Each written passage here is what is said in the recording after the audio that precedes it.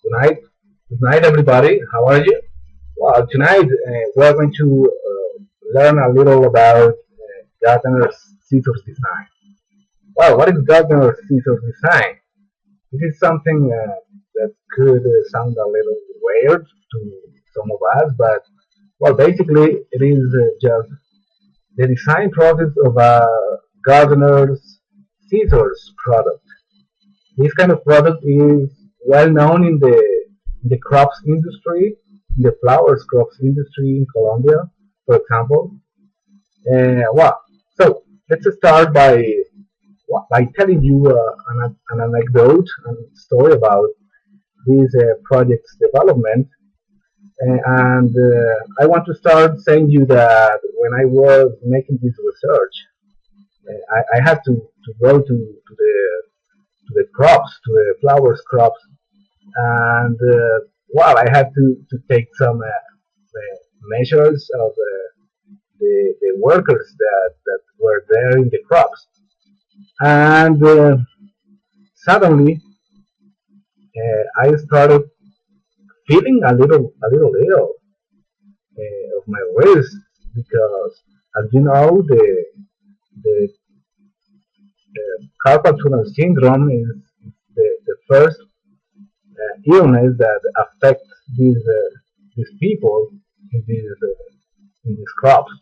So after 15 days working on the crops and taking measures on the crops workers' hands, I realized that I had a pain in my head too, in my hands too. And well, I was worried about. I was concerned because I thought that I had gotten the carpal tunnel syndrome. That was such a funny situation because, well, it was weird. Well, first of all, let's start talking about the gardener's resource concept map. Well, first of all, you have to take into account, you have to bear into your mind these four specific steps. The first one is your guiding question. For my case, my guiding question is, can an efficient gardener's scissors device that fits the Colombian people's hands be designed and manufactured in Colombia? Well, in order to answer that question, first of all, you have to make a list of requirements and must. And for my tool, I made this list with only 9 musts and requirements. Secondly, you have to make a step-by-step production process, right? In which you have to specify materials and processes, final drawings, final parts lists. You have to make a decision plan, and you have to determine the production times for your specific product. And finally, apply some assessment tools on the project. These assessment tools are, for example, interviews, surveys, the SWOT matrix that stands for strengths, weaknesses, opportunities, and threats. We have also focus groups, we have rubrics, and so on. Well, that's it for the concept map. Now, if we want to go further, we're going to check how these steps must be taken. Well, first of all, as mentioned, you have to set the guiding question, right?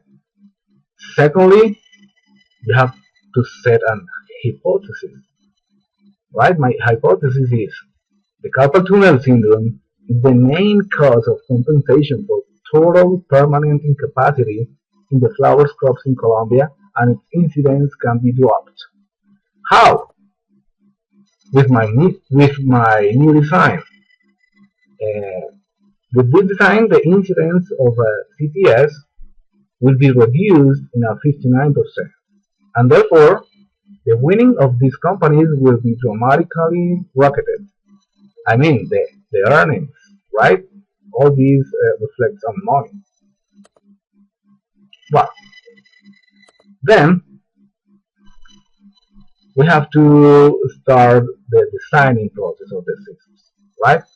And in this designing process, well, we have to perform some tasks and some, well, we have to fulfill the objectives and goals of the project according to the most requirements list that we have made before. After that,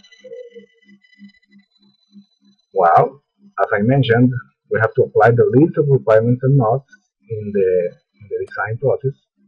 We have to apply the step-by-step production process. And finally, we have to run the project's assessments too. That's it, the final process in which we are going to identify the possible weaknesses that our project already has.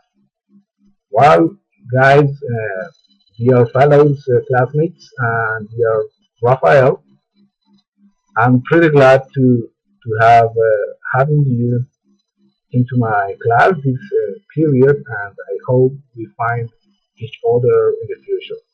Thank you very much, and have a great time. Good afternoon.